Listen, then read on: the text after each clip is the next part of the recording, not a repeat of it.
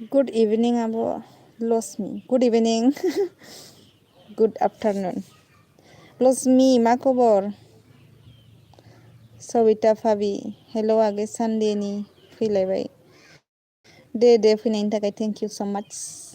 मोजां मोनदों आं फैनायनि थाखाय. हेपि सानडे दिनै. लस्ट मी मा खालामदों?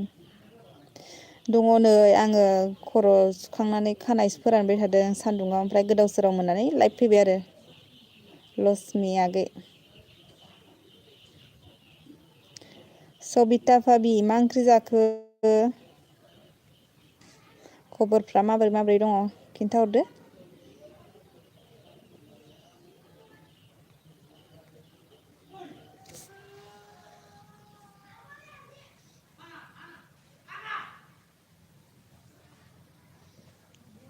दे कमेन्टफोर हरदो रावबो गैथ्रा माथो सानैल'थार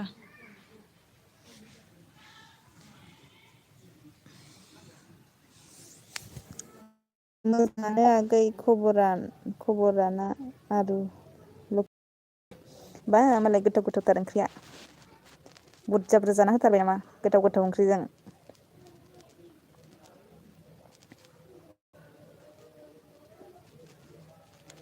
आंहा नै सान्दुङावसो जिरायनानै दङ बिफर बर' हेलौ आंनि जिरख'नाय गुड इभिनिं मा खबर बिफर बर' हेलौ हाय बिकास खबर सबर बोरै दङ वेलडि मिउजिक एसपि हेलौ हाय वेलडि खबरफ्रा मोजां दंना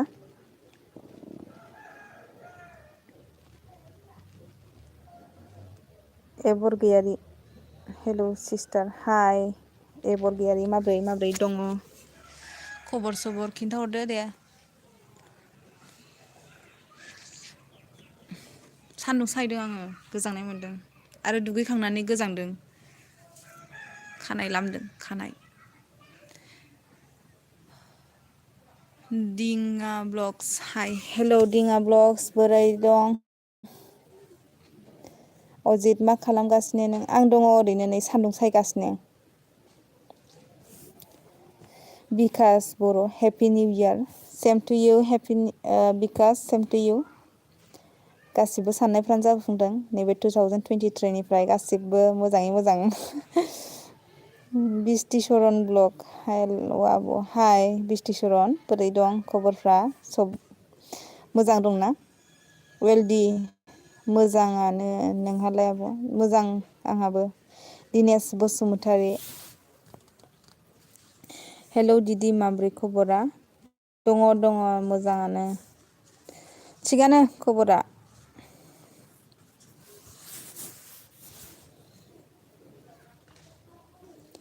हेपि सानडे बड'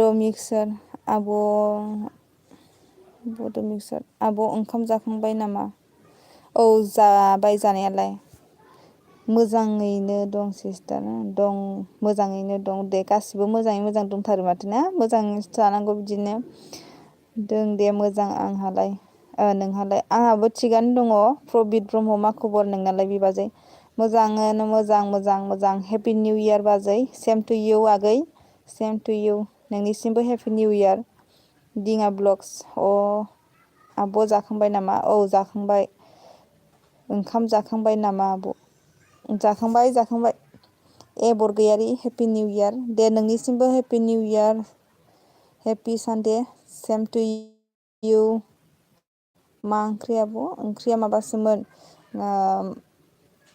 दालि ओमफ्राय पनिर एवनाय ओमफ्राय गैला अजित नोंसोरनिखै सिख्लाफोर दंना गैया बेरायनो थांगासिनो र' नोंसोरनिखै दङ सिख्लाफोर दङ मानो गैया जानो बयनिबो जायगायावनो सिख्लाफोर थाखायो नङा होमबा R90 हेलौ जी कैसी हो मैं ठीक हूँ आप कैसे हो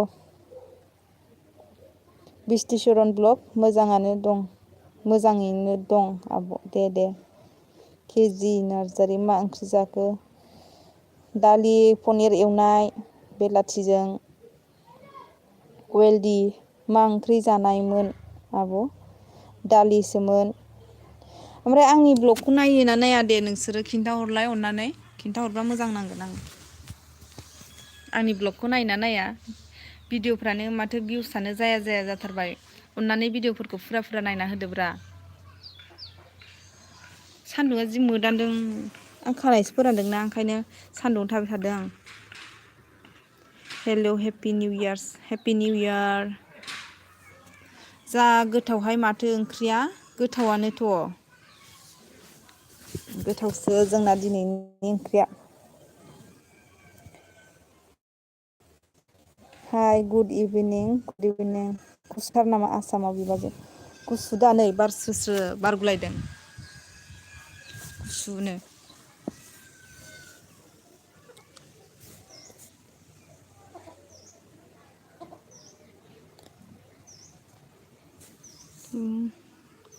आब' नों माहानि? आं उदालगुरिनि। नायोलै दे थेंकिउ नायना होनांगौब्रा बिदिनो भिडिअफोरखौ। आंबो नायो नायनांगौ नायनांगौ कमेन्टफोरबो हरनांगौ कमेन्ट हराबा लाइक खालामनांगौ। आं नुयो आब' नायो आब' दे आब' नोंनि ब्लगखौ पारफेक्ट मोनखायो। नंगौना नङालै थगायबोसै नामाहाय?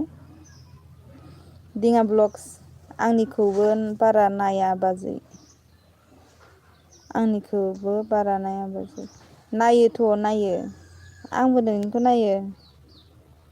प्रबित ब्रह्म आं नोंनि भिडिअखौ मोनसेबो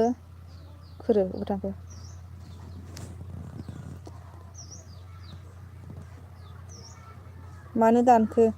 दिपालि बर' हाय आब' मा खबर? मोजां आगै नोंहालाय बोरै दङ?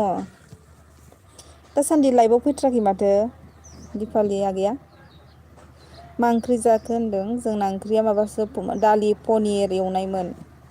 बिपर बर' बड' मिक्सारार अजित केजि बिस्थिचरन दिङा आरो दोदान लोगोफोर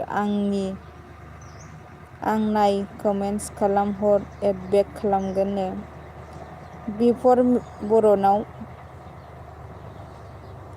बिफर बर'निखौबो दे सापर्ट खालामना होदो। नंगौलै आब'। आब' आं नोंनि भिडिअखौ नायबाय थायोथ'। नंगौ नायमारो? मोजां जायोना जाया ओमफ्राय खिन्थालाय? गोसोखां दिपालि हाय गुड इभिनिं।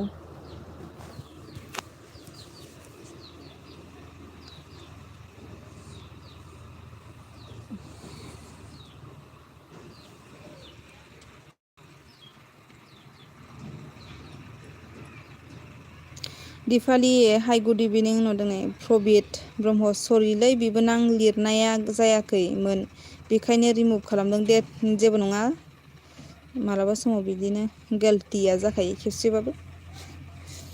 बिस्थिचरन आंनाबो ओंख्रिया पनेल बेदरसो दोनै आंबो मिरानिससो। एखेसो माथो होमबा। दिपालि बर' हेलौ गोसोखां आब' आंनिखौ नायहै। अके नायगोन दे नायगोन। सनजय जिमा मानो रिमुभ खालामखो? नों आंनि कमेन्टसखौ नुवा आब'? नुदोंथ'। हेल' गुड इभिनिं होनदों सनजयआ। हाय पागला सोरमोन दे दिपालि? मोजांथ' नों इन ब्लगआ। इस मोजांमार आरो।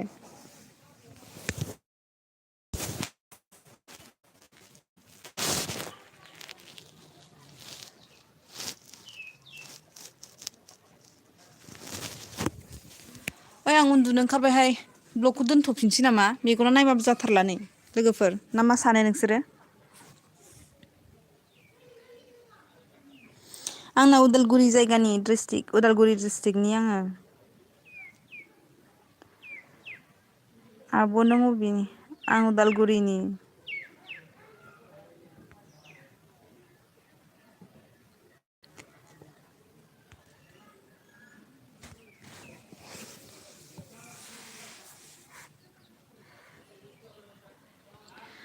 प्रबित जागोन दे जागोन। नोंलाय बहानि? न'आव थांबा लोगो हमगोन दे नो। हा नोंलाय बहानि दे जायगाखौ खिन्थालाय। आब' दसेबाव। थारला मेगना नायबाबो जाला जि उन्दुनो ओंखारबाय आङो दसेनो। सान्दुङावसो थानानै उन्दुनो ओंखारखो ना माखो।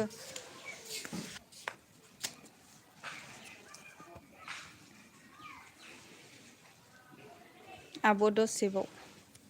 दे कमेन्टफोर हरदो थाब थाब। आरो जायफोरा लाइक खालामाखै लाइक खालामनानै होदो।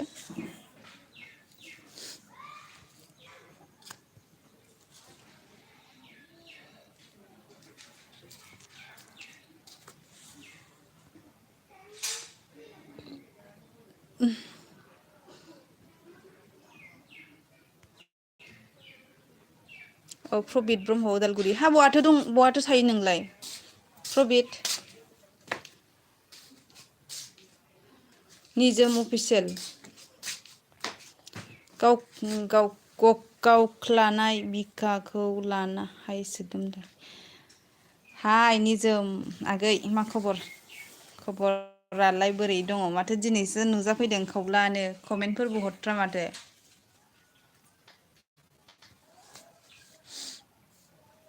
अवेल डि मिउजिक एस पि आब' आं ओंखारलांथ'नोसै। दे जेबो नङा ओंखारलांथ'नो हागोन आंबो नै दोनखासिगोन दसेल' थागोन आं दिनै। दसेबाव दे। मा गामि माबा जोंना उदालगुरिनि आङो गामिखौ खिन्थाथ'ला जायखिजाया उदालगुरिनि।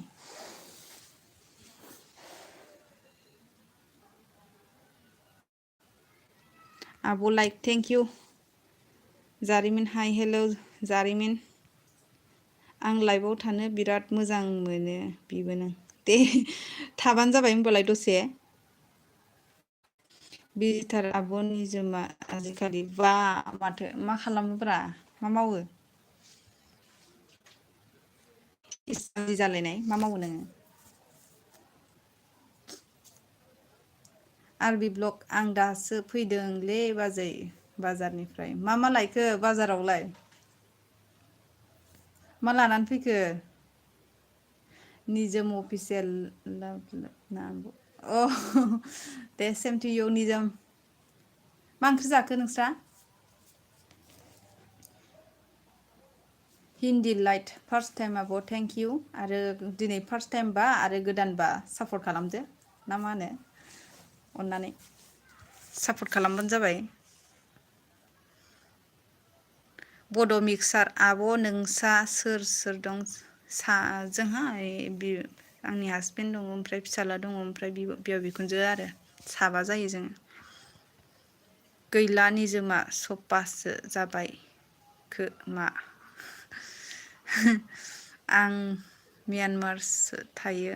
अ बिराद गोजानाव माथो प्रबित। जबफोर मावो नामा? आरबि आंखो गुफुर मा होनो गोफोरनो हो कमला आरु मिस्थि सोलाबदों आं मा बुंखो?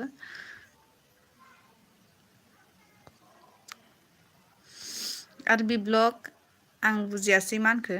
आंखो गोफोर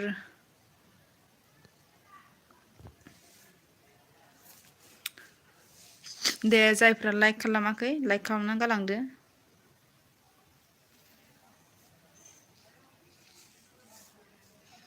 आब' आंनिखौबो सापर्ट खालाम आब' प्लिज। दे आंनियाव नोङो माबा खालामना दोनलाय मा होनो कमेन्ट खालामना दोन ओमफ्राय आं नोंखौ सापर्ट खालामगोन दे। जयबोर आब' मा ओंख्रि जाखो? ओंख्रिया दालि ओमफ्राय पनिर एवनायसो।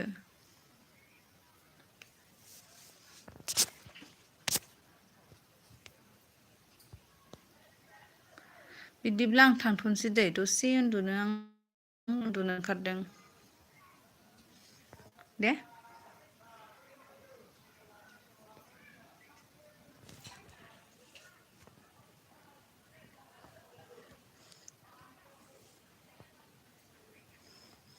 लुकिं स' बिउटिफुल आब' थेंक इउ। सापर्ट खालामहैदो हिन्दी लाइट अननानै प्रबित ब्रह्म। सरकारि जब नङालै बिबोदां माथो प्राइभेट मावो नामा माबाफोर आरबि ब्लग कमेन्टस खालामहर दे आब' अके थेंक इउ हाय हिन्दी लाइट थेंक इउ स' माच लाइभआव जइन जाफैनायनि थाखाय आब' आं कमेन्ट हरनि दे कमेन्ट हरना दोन आं नोंखौ सापर्ट खालामगोन नोंथ' आंजों अलरेडि सापर्ट खादा नामा बिरमल वाइटि हेल' हाय Biramal happy Sunday बयनिसिमबो happy Sunday मानोना सानडेआव बयबो फ्रि टाइम मोनो नालाय ओंखायनो दिनै लाइभ फैबाय आङो बयखौबो लोगो मोननाय बायदि सिरख'नाय thank you before Bodo'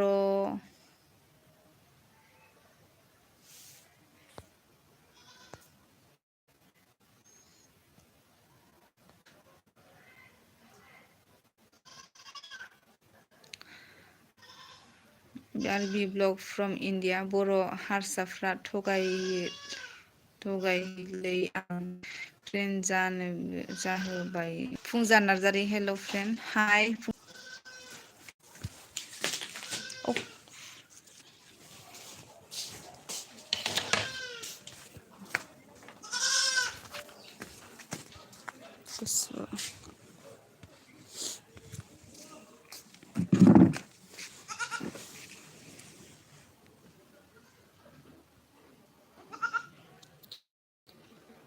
comment हरबाय आब' दे आं दा बेक खालामगोन दे नोंखौ माने दा आं नों कमेन्ट खालामना दोनदों नालाय आं दा नोंखौ साबसक्राइब खालामना दोनगोन नोंनि चेनेलखौ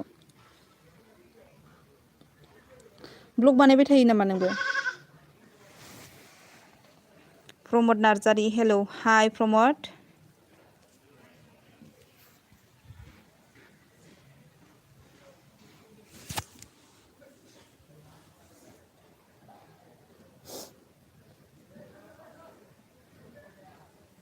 दे सिरि नायखोमाबाय थायो गावस्रा कमेन्टफोर हरना दोन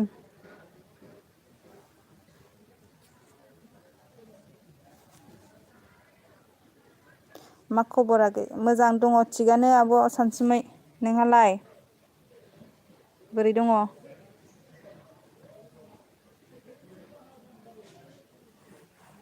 नै सान्दुंसो सायदों आंहा सान्दुं सायदों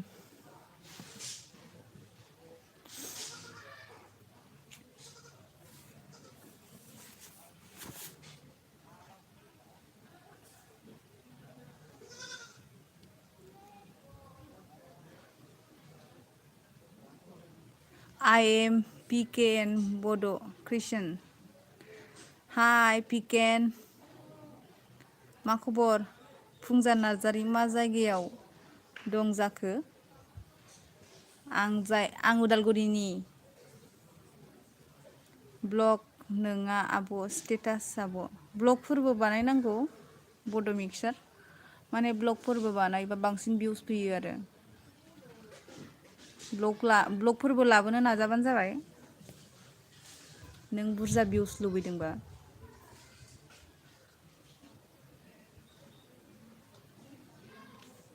मोजां मा ओंख्रि जाखो आब' सानसुमै दिनै बेदर गैया नामा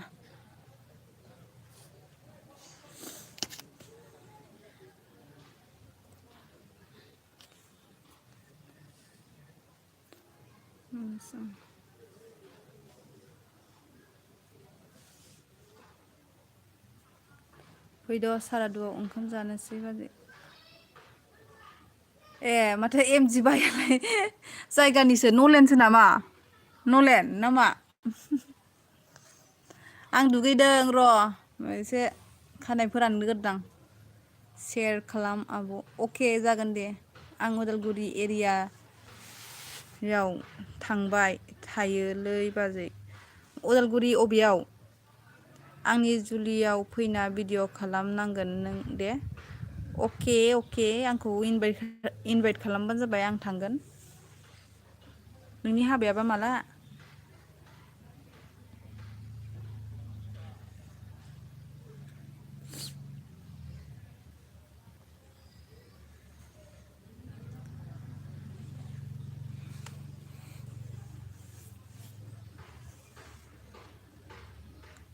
आलु अमा बा सामफ्राम बेदर थाबाय थाखायो नामा नोंसिना?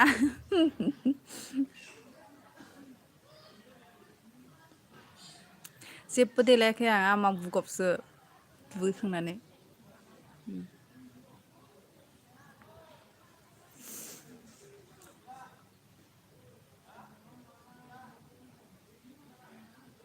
उदालगुरिनि साहा सानजा बेरायजोबो आंनो।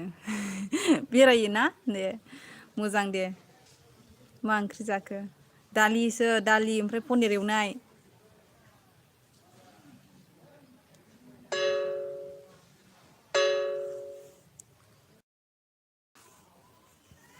ओइ कल फैना होदोंमोन लोगोफोर।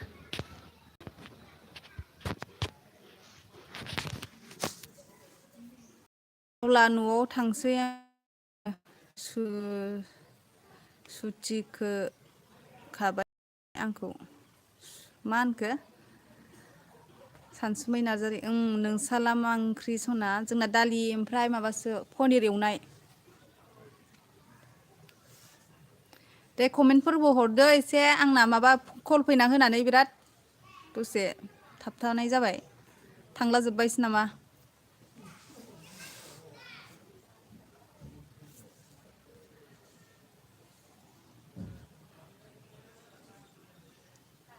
आब' बाबुआनि नामा मा नाम? मुसुखा औवारि होनो बाबुनि नामखौ।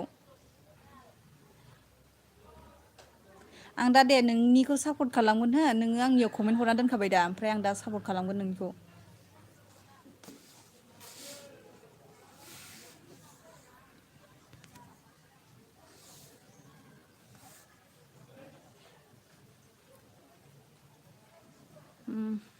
नोंलाय बबेनिथो बड' मिक्सार? आंनि कमेन्टखौ फरायलानो माथो दालाय नायगासिनो माथो नायदों दे नायदों। आं नुयोबा फरायखायो मिथिबाय। बाजैयालाय उदालगुरिनि बबे साइडजों? जोंनियाथ' उदालगुरि ओरै गराइमारि साइडथिंजाय।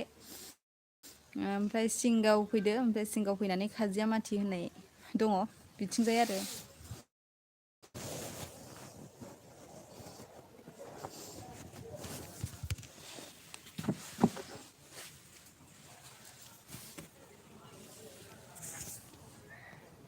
सान्दुंआ मोदानद्रायोहाय। सुथिखोआखो मा होनो सुथि खाबाय आंनो न'आव थांसै सुथि होखाबाय।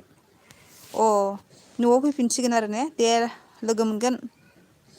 न'आव फैयोबा बाजैयालाय देलाय आर बि ब्लग नों बबेनि खिन्थादो जायगाफोरखौ।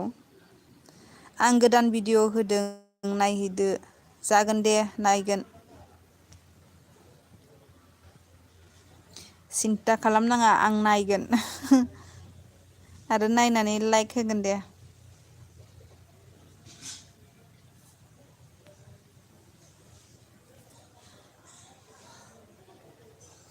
आब'आ बिस्वजित दान्सिनि इउटुब चेनेल नायो नामा?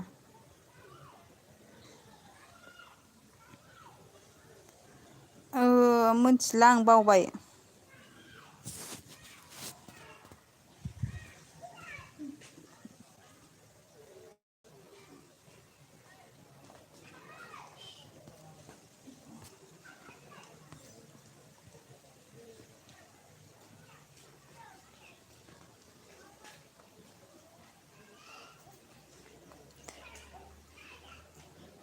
दे बिदिब्ला थांथ'नोसै आङो दे दोनथ'नाय जासिगोन।